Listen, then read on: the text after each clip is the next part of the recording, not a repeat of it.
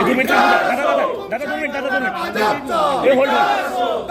करणारा भाजपचा, पैशाच्या जोरावर राजकारण करणारा भाजपचा, पैशाच्या जोरावर राजकारण करणारा भाजपचा, हुकुमशाही करणारा भाजपचा, संविधान पायदळी तुडवणारा भाजपचा, संविधानाचा खून करणारा भाजपचा, लोकशाहीचा खून करणारा भाजपचा, लोकशाहीचा खून करणारा भाजपचा, पैशाच्या जोरावर राजकारण करणारा भाजपचा, पैशाच्या जोरावर राजकारण करणारा भाजपचा, भाजप सरकारचं करायचं का? भाजप सोलापूर स्थानिक स्वराज्य संस्था मतदारसंघाच्या विधान परिषद निवडणुकीत काँग्रेसचे उमेदवार आदित्य फत्तेपूरकर यांचा उमेदवारी अर्ज छाननी दरम्यान बाद झाल्यानंतर निवडणूक कार्यालय परिसरात मोठा राजकीय गदारोळ पाहायला मिळाला. अर्ज बाद झाल्याची माहिती मिळताच काँग्रेस पदाधिकारी व कार्यकर्त्यांनी भाजप विरोधात जोरदार घोषणाबाजी सुरू केली. दुपारच्या सत्रात भाजप आणि काँग्रेस कार्यकर्ते आमनेसामने आल्याने परिसरात काही काळ तणावपूर्ण वातावरण निर्माण झाले. पोलिसांनी तात्काळ परिस्थिती नियंत्रणात आणत कोणताही अनुचित प्रकार घडू दिला नाही. दरम्यान फत्तेपूरकर यांच्या अर्जावरील प्रस्तावक म्हणून असलेल्या नगरसेवक नागेश भोसले यांनी संबंधित सही आपण केली नसल्याचे प्रतिज्ञापत्र जिल्हाधिकाऱ्यांकडे सादर केले.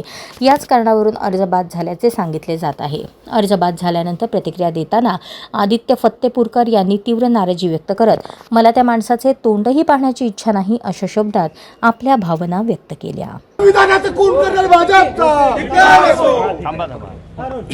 आपल्या उमेदवारी अर्जावरती खरं तर आक्षेप घेण्यात आलेला होता. आपले सूचक जे आहेत नागेश भोसले त्यांनीच ही सही माझी नसल्याचं सांगितलं होतं. निवडणूक निर्णय अधिकाऱ्यांनी काय नेमका निर्णय दिला? निवडणूक निर्णय अधिकाऱ्यांनी माझा अर्ज फेटाळलेला आहे. पुन्हा एकदा लोकशाहीची हत्या या भाजप सरकारच्या काळात झालेली आहे. संविधान पायदळी तोडण्याचं काम ह्यांनी केलेलं आहे.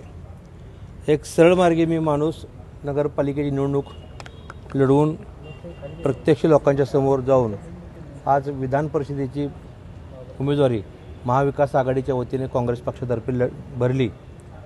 सर्व सूचक प्रत्येकाशी चर्चा करून प्रत्येकाशी समन्वय साधून त्यांच्या सह्या घेतल्या होत्या. प्रत्येकाला मी सांगितलं होतं माझं म्हणणं, परंतु काही विघ्नसंतोषी लोकांनी ज्यांना स्वतःच्या निवडणुकीची भीती वाटत होती या की माझ्या काँग्रेसकडे संख्याबळ नाही, महाविकास आघाडीकडे संख्याबळ नाही, किंवा आठवडपेटा करून ह्यांनी माझी उमेदवारी बाद कशी करायची याचा हा प्रयत्न केलेला आहे. पालकमंत्री महोदय, आपला दुःख वाटतं, आपला खेद वाटतो. साताऱ्यातसुद्धा मेजॉरिटी शिवसेनेच्या एकनाथ शिंदे गटाची असताना आपण जो तिथं राडा केला, पुन्हा लोकशाहीचा खून ह्या सोलापूरमध्ये पालकमंत्री महोदयांनी केलेला आहे.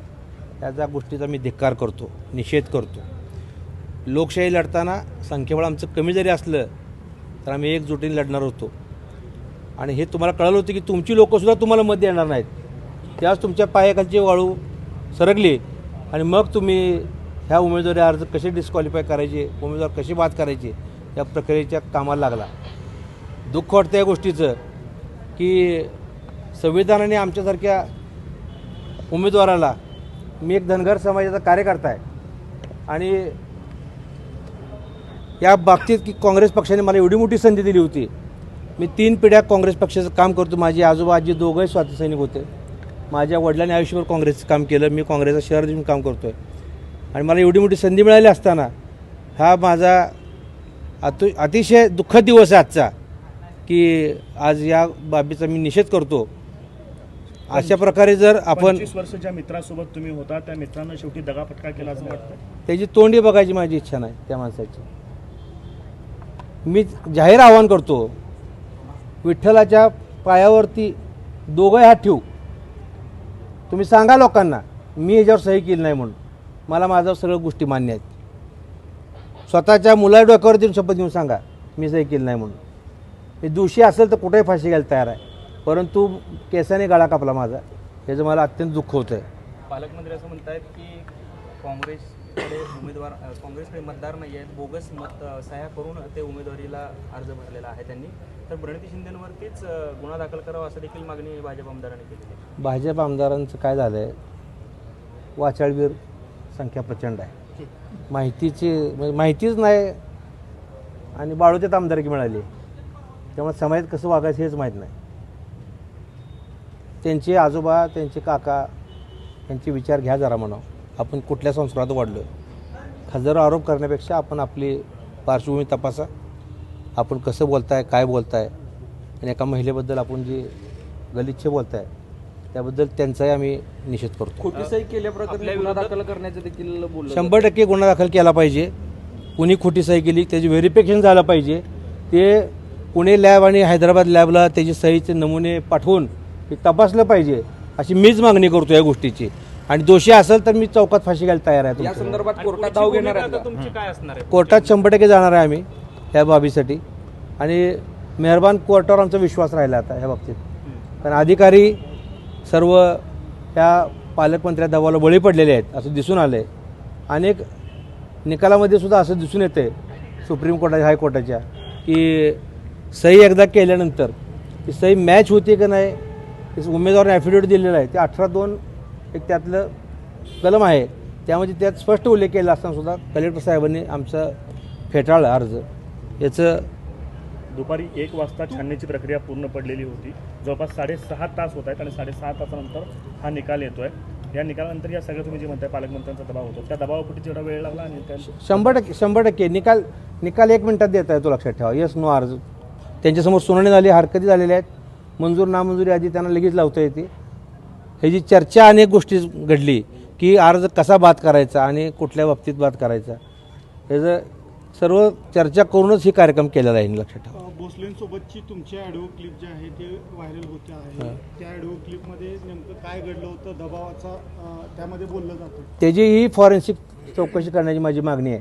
ती ऑडिओ क्लिप जर खोटी आढळलीच तर मला मनाली शिक्षा भोगायला मी तयार आहे. काय म्हणणं होतं त्याचं? त्यांना मी फोन केला काय चाललंय काका. त्यांना पंढरपूरकडे नागेश काका म्हणून हाक मारतं.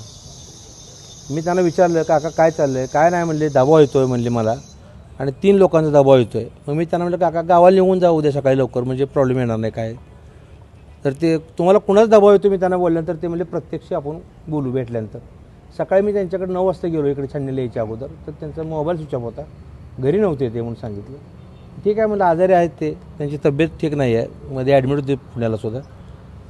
मला झोपले असतील कशाला उठवायचं म्हणून मी सोलापूर निघून आलो. आणि इकडे येता आल्यानंतर सुद्धा मला माहीत नव्हतं. 11:30 वाजता जेव्हा हरकतीची सूचना त्यांनी हरकत घेतलेलं पत्र दिलं तेव्हाच मला कळालं की असं हरकत घेतलेली आहे म्हणून. आपले सहकारी मित्र